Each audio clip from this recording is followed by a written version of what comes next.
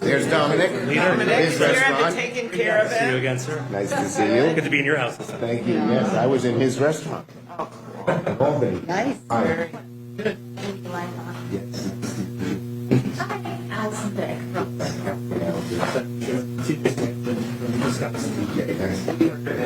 Okay, thank you all.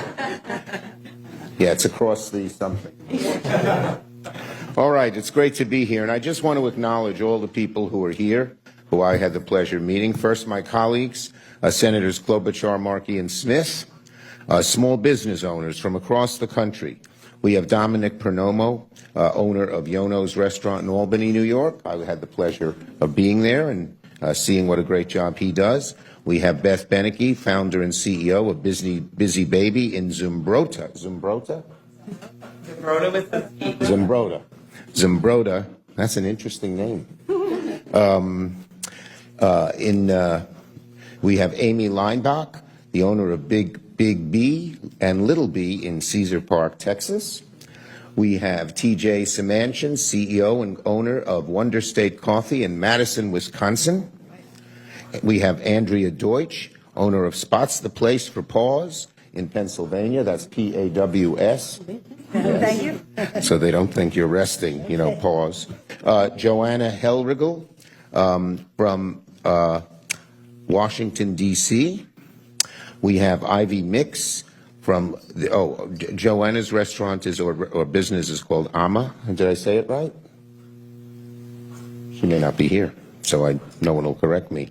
We have Ivy Mix Leanda, it's a business in New York City. We have Vicki Lee Parker High, North Carolina Sustainable Business Council. We have Holliswell Silverman, the Eastern Point Collective, and we have Richard Trent of the Main Street Alliance. He's the executive director. So we have a lot of small businesses represented here. And you know why? Because they're hurting. As all the folks behind me know all too well, President Trump's trade war is economic arson on our main streets. President Trump's trade war is economic arson on Main Street, and these folks are getting scorched. Trump's tariff tax is jacking up prices, smashing supply chains, forcing small shops to raise costs, lay off people, or worse yet, close their doors altogether. While Trump has been busy helping the billionaires, Main Street pays the price. While Trump has let mega corporation CEOs and his donors have his ear on exemptions when they want relief from tariffs, small business owners have been left out to dry. You're a big business, you can knock on the White House door and say, I need an exemption, I need this, and Trump goes along. These people don't have that access to the White House, and Trump doesn't even seem to care. So today, Senate Democrats are showing America the faces, businesses, and communities impacted by Trump's devastating trade war. He's had a bad tax war, too. Today, Senator Markey will announce legislation that I'm proud to co-sponsor to exempt small businesses from the president's destructive tariffs. Protecting small businesses shouldn't be a partisan issue. It's a national priority. And let's not forget, the 35 million small businesses in America employ 59 million people. That's about half the private sector jobs in the country are in businesses like those depicted here. Small businesses play a significant role. They're even more needed in rural communities. And there, they account for about 54% of rural workers. They're the backbone of our economy, yet right now they're bending over backwards to make ends meet, to not charge their customers more, to not lay off employees. That's the dilemma they're all faced with. 72% of small businesses say erratic tariff policies create, quote, a whiplash effect, disrupting planning and long-term decisions. In that way, small businesses and big businesses are alike. They can't plan unless they have certainty. They can't make that order that'll come in 3 months from now if they think the price is going to go way up. 81% of small businesses say, thanks to President Trump's tariff tax, they would be forced to raise prices for consumers and many indicated they would lay off employees as a direct result of increased costs. I've visited many small businesses from one end of the state to the other, and you should see the anguish on the faces of these small business people. They have put their whole souls, their blood, sweat, and tears into building these businesses, into creating a team of employees, and now they're either going to have to charge their dear customers who they love more, or lay off employees who they cherish. It's an awful decision, an unnecessary decision. Already, employment at the smallest of small businesses has declined by 3%. We have lost 366,000 jobs since Trump took office in these businesses. And not only did Trump put them in an awful spot, he's clueless to the real-world ramifications. He was asked yesterday by Chris Welker, about small business. Trump highlighted, incorrectly I might add, how wonderful tariffs are for big businesses. And he said how he doesn't care one iota about the concerns of small businesses or American families suffering from high prices. He just didn't care. He went on bragging about himself. I watched the clip. When asked if he's considering relief for small businesses, Trump said, quote, "They're not going to need it." He was condescending and dismissive. Well, tell the folks behind me that they're not going to need it, President Trump. Senate Republicans had a chance last week to stop Trump's trade war, but instead they stood with him. We are giving them another chance now by working with us to take up the Small Business Liberation Act. Senate Republicans' refusal to stop this trade war makes them complicit as Donald Trump in hurting these businesses and millions more across the country. Small businesses are the backbone of this country.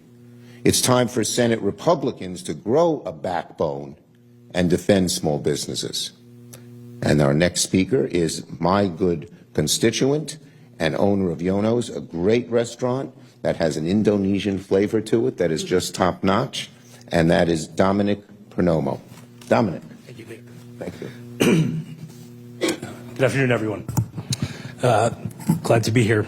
And just a quick note, Leader Schumer, just want to thank you once again on behalf of our industry for all the work that you did for us, for the Restaurants Act, and that's what's kept us going a lot the last 4 years. On to today's topic. The proposed retaliatory tariffs are disruptive and detrimental to all facets of the restaurant and food service industry, an industry that accounts for $1.6 trillion, or roughly 4% of the entire GDP of the United States. 1 in 10 jobs, 15.1 million in total, is in the food service industry, making it the nation's second largest private sector employer. Yet the proposed retaliatory tariffs on imports from key trading partners like Canada, Mexico, and China threaten to destabilize the vital sector, which has struggled to regain its footing since the COVID-19 pandemic. These tariffs will make it harder and more expensive to source the high-quality ingredients and goods our guests have cherished for nearly 4 decades, driving up costs to the tune of $12.1 billion and disrupting supply chains worldwide. The restaurant industry is uniquely vulnerable to supply chain disruptions due to our resilience on perishable products, some costing hundreds of dollars per pound. Ingredients like fresh produce, seafood, specialty items must be turned around in as little as 48 to 72 hours to meet the stringent health code standards and deliver the quality our guests expect. Uninterrupted flow through our ports is essential to ensure freshness and safety. The proposed 25% tariffs on imports from key trading partners like Canada and Mexico will slow this critical supply chain, risking $2 billion in spoiled goods. At a time when 13% of the United States population is food insecure, that is unconscionable. For an industry already battered by post-COVID challenges, these unnecessary tariffs would be catastrophic, driving up costs and endangering the 15.1 million jobs we support. We urge the administration to exempt food and beverage products from tariffs to safeguard our nation's food supply, protect consumers, and prevent devastating economic losses. The restaurant industry has endured relentless challenges over the past 5 years: supply chain breakdowns, labor shortages, and soaring inflation. Tariffs could deliver a devastating blow, potentially forcing closures and jeopardizing millions of jobs. Unlike other sectors, the food industry maintains a near balanced trade profile. With a minimal trade deficit, or surplus, depending on the year. Targeting food and beverage imports is a misstep that punishes an industry already on the ropes. Restaurants are more than just commerce. They are the heart and soul of any community. They're a place for us to gather, to share, to communicate, and to engage. We are the last light left on Main Street. They are often the first step of young people looking to join the workforce. Restaurants are the largest employers of marginalized people, of single mothers, of immigrants. It offers the largest access to second chance employment for those looking to rebuild their lives after being rehabilitated during incarceration. And it offers wonderful employment for military veterans assimilating back to the workforce after calling to protect our nation. We urge the administration to exempt food and beverage products from these tariffs. Doing so will stabilize costs, preserve access to essential ingredients like Mexican produce and Canadian meat, and protect the livelihoods of 15.1 million American workers.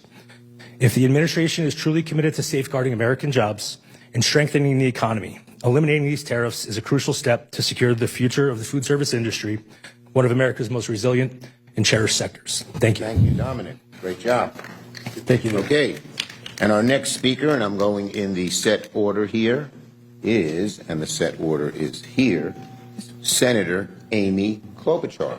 You can go. Okay. All right. Well, thank you so much, Leader Schumer. Thanks for your leadership on this.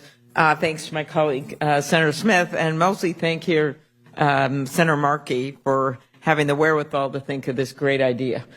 Because we are in a whole lot of trouble in general in the economy. We know that. Americans know it when you see the numbers of the president's first 100 days. But it is small businesses and small farms and small ranches that are really going to be bearing the brunt of this. I know, having talked to them, I was just a bunch of farmers, and they're losing their soybean markets. They don't know what they're going to do.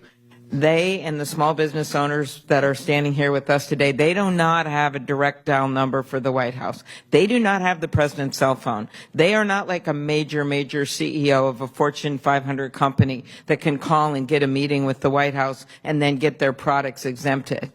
They weren't invited to the J.P. Morgan secret meeting with the Treasury Secretary, where the Treasury Secretary gave them little tips on what was going to be happening here. They're excluded from all of that. And that, in addition to what this is doing to our economy as a whole, to big business, small business, the $4,000 tariff tax for every family, the $200 grocery tax for every family, but the unfairness and the destruction of the competitive marketplace for small businesses will have longer-term effects than anyone can even imagine. So one example of the small business here today is a Minnesotan, and we're really excited. Her name is Beth Beneke. The leader mentioned her. She was this is really like we'll call ironic. She was at the Small Business Administration just before this, is that right? To get an award. She's Minnesota's Entrepreneur of the Year. She makes baby equipment for high chairs. That's why it's called Busy Baby, because they throw things off the high chairs. She has just been getting her products on shelves all over in major retailers, and then she is hit by these tariffs.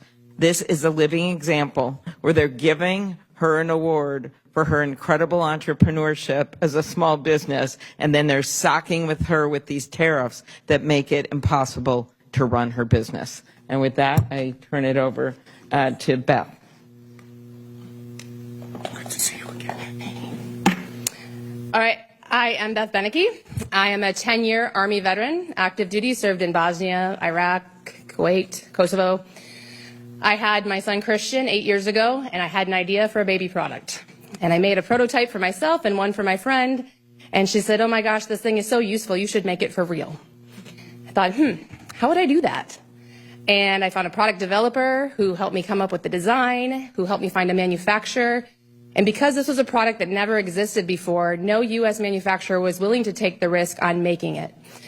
They need to make hundreds of thousands of units, not 2,000 units. So I started my manufacturing in China, and I have been having wonderful quality, wonderful relationships with my factories in China for 8 years. When I got into Walmart shelves and only had 4 months to get my product ready and to the U.S. and on those shelves, they made it happen. They are wonderful partners to me, and I currently have 3 months worth of inventory sitting at my factory that I cannot bring to the U.S. I have maybe 2 months worth left in my warehouse in Minnesota, and when that's gone, I have no more revenue. I cannot pay my employees. I cannot pay my bills. I cannot pay the loans, which I have leveraged my house against, so we could lose our house. I do not have the $230,000 that were just immediately dropped in front of me to get my products into the U.S. So I am asking, begging for support from both sides of both parties to support our small businesses and get rid of these tariffs on U.S.-owned small businesses. It doesn't just affect me. When I go out of business, it affects all of those contractors that I pay to help me with my business, all those American-owned businesses, my trucking company that brings me my container, the bookkeepers and accountants and marketing teams that work with me. They now don't get to have the revenue they're getting from me, and I'm just one business that's at risk of going out of business. There are thousands of us. So this is hurting more than just people importing from China. Thank you. Well done. Senator Markey, the sponsor of our great legislation. Thank you. Thank you so much. Thank you, Senator Schumer. Thank you for all of our great small business leaders who are here today. This National Small Business Week comes during a time when small businesses are being hit hard by Donald Trump's reckless, unnecessary tariffs, his policies. Trump's tariffs are a disaster for small food vendors like those based out of Commonwealth Kitchen in Boston. Executive Director Jen Fagel is with us today. She told me that she has imports coming in from 15 countries. She's a small business. This is, without question, something that threatens her. Small businesses aren't like Fortune 500 companies. They just can't write it out. They live day to day, week to week, month to month. They just can't wait 3 months, 4 months, 5 months, 6 months, a year for something to get figured out in the White House. They live day to day. And that's why she is seeing price increases. That's why all of the people behind us are seeing containers, basic ingredients, everything from eggs and sugar to vanilla and vinegar all increasing. And even with the 90-day pause, small businesses can't afford this cloud over their head, or the remaining reckless Trump tariffs could return in a nanosecond. And that's why, with Senator Schumer, I'm introducing the Small Business Liberation Act with Senator Hirono to provide an exemption for small businesses in our country from Trump's Liberation Day. Because it is not Liberation Day, it's Obliteration Day for small businesses. It will be a massive economic liquidation day for small businesses. We have 7 million people in Massachusetts, and we have 734,000 small businesses. And the same percentage exists for every single state in our country. They are Main Street.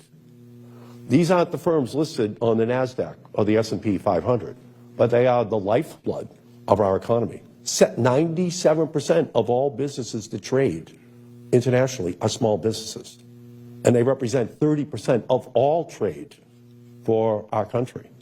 And that's who these people are behind us today. Those are the people who can't afford to run the risk that Trump does not know what he's doing, because they are the ones who are going to become the economic roadkill for this economic experiment which he is running. So he's shown his willingness to give relief to CEOs of the big tech giants and grant them an exemption. Apple gets an exemption, but how about people who need apples for their businesses? Do they get a relief? It's only fair to provide an exemption for small businesses that operate on razor-thin profit margins. If Republicans are serious about helping small businesses, they need to start listening to the ones in their state. They need to start listening to Rotarians, to Kiwanians, to the Chamber of Commerce, not here in Washington, D.C., but in the small towns and cities all across our nation. So I thank you, Leader Schumer, for hosting this important event, for uplifting the stories of small businesses being harmed, and working for us to introduce this legislation, which will give relief to all of the small businesses in our country to Trump's economic experiment. Thank you. And this small business tax that the tariffs bring about affects red states, blue states, and purple states. We are here to welcome Allison Vick, owner of Little Blue Macaron and Little Blue Bakehouse in Raleigh, North Carolina, a purple state if there ever was one. Hi, thank you so much for having us. Thank you for giving us this platform.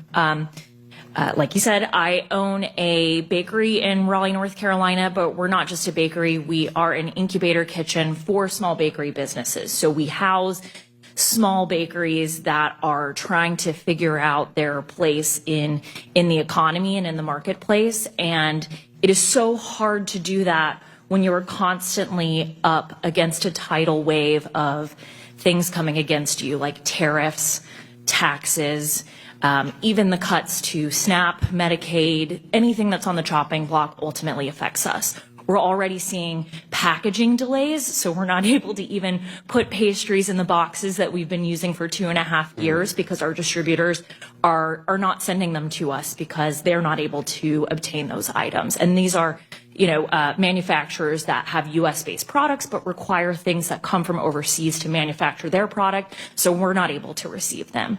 We're seeing increased cost in kitchen equipment. We're just crossing our fingers and hoping that the equipment that we use every day doesn't require a new part and doesn't break down on us, because we don't have the ability to wait 3 months to see if we're going to be able to get that, or to pay 4 times the amount that we would have paid for that only so many months ago. Small businesses are the pillars of our communities, but we can't support all of the weight. We need help. We need these tariffs to be taken out of the realm of things that we are responsible for. We need your help. Thank Thank you. you. Great job. Now we have Senator Smith from Minnesota. Good afternoon, everybody. Thank you, Leader Schumer and Senator Klobuchar and Senator Markey for your legislation, and especially thank you to all the entrepreneurs who are here today to tell about how your businesses are affected by this chaos and uncertainty that President Trump's reckless trade war is causing for all of you. My constituent, Beth, who is with us today, was just named, as Senator Klobuchar said, Minnesota Small Business Person of the Year, and her baby products were making their way onto the shelves of some of the biggest retailers in the country. She should be celebrating that, but instead, she is worried about keeping her business afloat. And as Beth says, that's heartbreaking, but it is also real. And you can see from the people standing with us today that this is not a political issue for them. This is not about politics. This is about the survival of their businesses, the survival of their dreams. And I think that Beth's story shows us so clearly that the randomness and the chaotic approach to tariffs are putting small businesses like hers and all of these at risk, and they are hurting people's capacity to make payroll and pay rent, and they are hurting our economy, and they are hurting American consumers. And it is ironic that we are celebrating, our Republican colleagues are celebrating National Small Business Week this week, when what is really happening to American small businesses is just a huge challenge. Small business owners, as we know, are resilient, they are creative, and they are constantly trying to figure out how to make it work, but how can you do that when you have no idea of what is around the next corner? You have no idea how you're going to be able to control costs, and you don't have $1 million sitting in your bank account to help you navigate the ups and downs of this chaos that has been unleashed. I think that one of the things that drives me the most crazy about this is that we have big companies like Apple who have a connection in the White House. They know who to call. They have the wherewithal to give $1 million to President Trump's inauguration ceremony. They get seated right up there on the dais on Inauguration Day when the people standing with us today have no capacity to accomplish that. And what happens? Apple gets a carve out and these guys are left holding the bag. And that is wrong and we cannot put up with it. Thank you. Senator Smith, great job.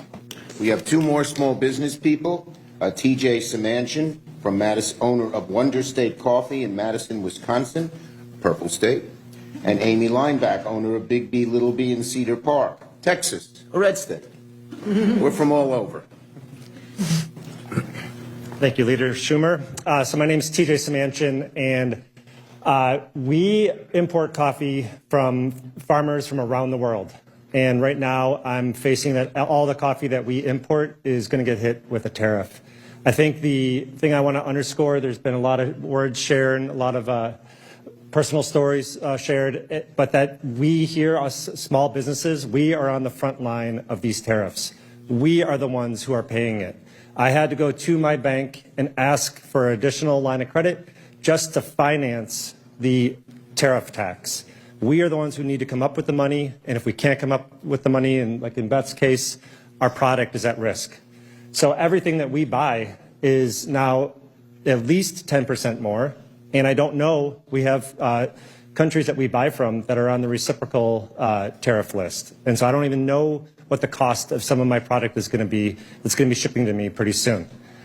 And so I got into coffee because of relationships with farmers I have in Latin America and Africa, that our supply chains are very personal to us. There are real people on the other end of this supply chain. These are relationships I've developed over 2 decades in the coffee industry. These are complex supply chains, and we are at risk of disrupting that, and these are things we can't just change overnight.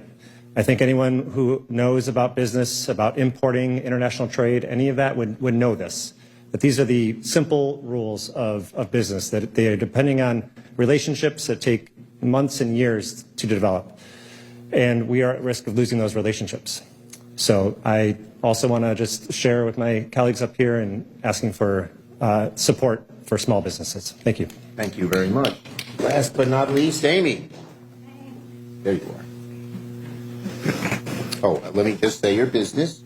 Owner of Big B, Little B in Cedar Park, Texas. Thank you. Hi, my name is Amy Leinbach. I own Big B, Little B along with my daughter Marlo, who's here with us today. We invent planet-friendly products that make daily routines easy for families. We manufacture all of our products in China, including hers. Initially, it was out of necessity because we began manufacturing in the United States years ago, but it wasn't scalable. So we moved to China, like I said, out of necessity, and now we love working with them. They're our friends, they're our teammates. They put their heart and soul and time on the line to support our dreams. So as it stands right now, Marlo and I have a few months worth of inventory. We were one of the very lucky ones to receive a container of inventory at the beginning of March.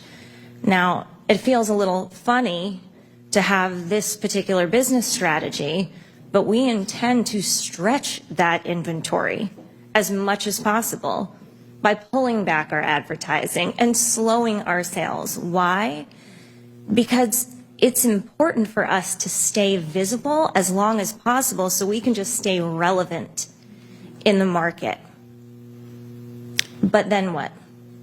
We have no orders in production right now. So when we stretch that inventory to the end of Q3 at the very latest, we run out of inventory, we lose sales, we have zero cash flow, and I don't think I need to explain what happens to a small business when you have no cash flow. And I refuse to think of where our business might be at the end of this year. We need help from both sides. We are begging you. We need this help immediately, and we truly appreciate what you're doing for us. We need more help, and we need it now. Thank you. Thank you. Thank you for these great testimonies. It's clear are three things, many things, but three things. Number one, these people struggle in their businesses. My dad was a small businessman. I know how small business people struggle. Two, they love their businesses. Three, they hate the tariffs. And they want both sides of the aisle to come together and get rid of them for small business. Questions on this subject? Yes, ma'am. Senator Jeremy Ernst and Kelly Loeffler of the Small Business Administration are pushing legislation right now that would max out small business loans and double them from $5 million to $10 million. Is this a viable solution to make more capital available? Well, the bottom line is, ask these people. They don't want to incur more debt. I didn't have to ask them. That's more debt. One of the things small business people struggle with is the debt they have to repay. They don't need more. Tell Senator Ernst ought to support our bill. That's what they want. Yes. Well, we explore every way we can look to get legislation to the floor, and we will explore this one too. Yes. Senator Markey, do you have, what have you been hearing from your Republican colleagues and counterparts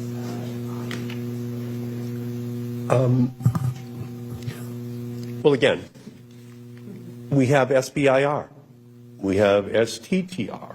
They're great programs. And we're going to try to work with the Republicans to save them. But that's not who these people are. These are people who don't want to have to deal with the Small Business Administration. They just want to be left alone so they can run their businesses that they created by themselves.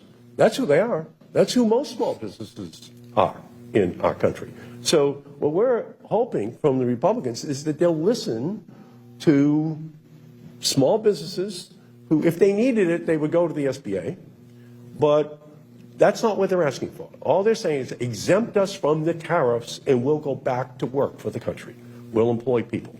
We'll continue to increase the productivity. So we're not hearing that from the Republicans. So even the proposal that you just heard isn't relevant to their lives, okay? They just want to be left alone on Main Street, USA, all across the country.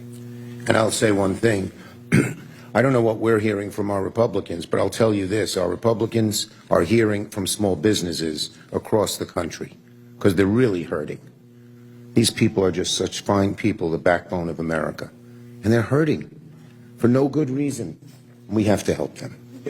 Thank you, everybody. These tariffs have already cost small businesses like these $26 billion since this Liberation Day started. Obliteration Day started, and they can't. Great.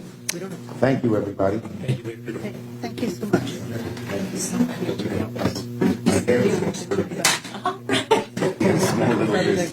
He struggled. Thank you so much, Senator. Thank you. I think you lived in the apartment. My cousin lived in your apartment building. She was a young woman with her